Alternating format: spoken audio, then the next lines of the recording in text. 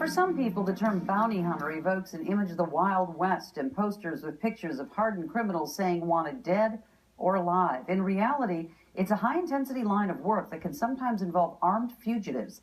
News Center 16's Megan Hickey brings us the third part in her series on the lives of Michiana bounty hunters. And Megan, an incident in Kosciuszko County this past August put bounty hunters back in the spotlight, but not for a good reason.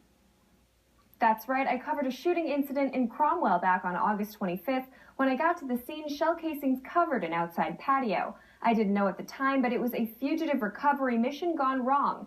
And now we're learning more about it.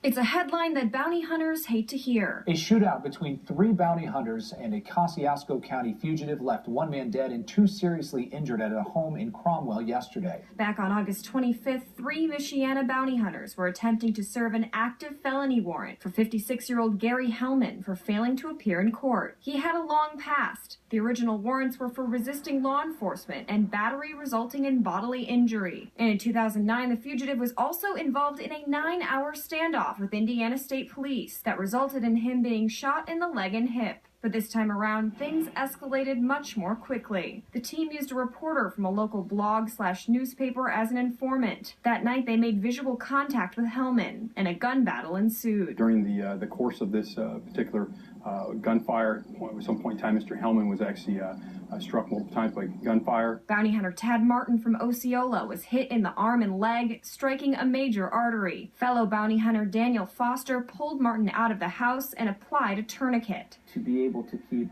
calm in that situation after being shot several times and returning fire and consequently killing the fugitive, and then basically start saving his own life until Foster was able to pull him out and apply a tourniquet.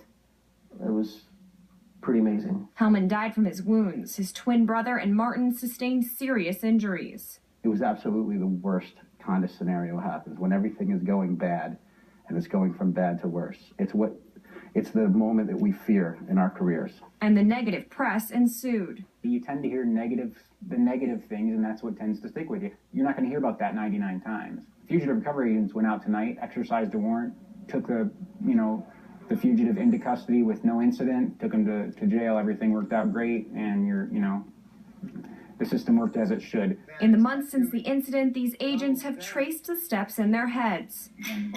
Some note that the third bounty hunter was relatively new to the profession, but attempted to take on a very high-risk job. There was a newer agent. It's not to say they're just not as experienced, and it is shocking. I mean, when you're in a situation which could be life or death, I mean, it's not like it's something you're used to dealing with. It's him. Rock and roll. Hey. I think a lot of that is because of our training. A lot of people say lack of training. They had every right to be there, and they did their job. And in my opinion, legally speaking, I don't think they did anything wrong. They saw the suspect or the fugitive. They engaged him. The outcome was clearly not the outcome anyone would want in that situation. It is what it is. Other bounty hunters have noticed a trend of less experienced agents doing jobs for a smaller cut of the bond. I'm charging 20% plus expenses. You have guys that will work for 3%, 2%, just because they want to be bounty hunters, just because they want to wear that badge. But really, they're not trained. They're not ready to do this. And the bondsman, he doesn't care who catches this guy until something bad like this happens. In this case, the bounty hunters would have split a cut not much higher than $1,000, 3 ways. He had at least 5 surgeries. So I'm sure his medical bills, I mean, it doesn't pay. Financially speaking, it doesn't pay to be a recovery agent. But in the wake of this incident, positive steps have also been made. I mean, we've changed a lot of things since this accident. We've got medical kits for our guys. We've got medical training that we're putting our people through, having the right body armor, upgrading our weapons, and just looking at the way we do things. And in the end, while the circumstances were tragic, these fugitive recovery agents say they were playing their part in the American justice system. And not to sound insensitive, but at the end of the day, people have to remember that it's not like this was an innocent person who was just abiding the law and minding their own business. This was a fugitive who was hiding out, who was evading police, and, you know, who should have been in jail for warrants that he had. This case is still in the hands of the Kosciuszko County prosecutor, who's working to determine whether the bounty hunters were within their legal limits the night that Hellman died. No charges have been filed at this time. Live in the studio, Megan Hickey for News Center 16. Thanks, Megan. Coming up.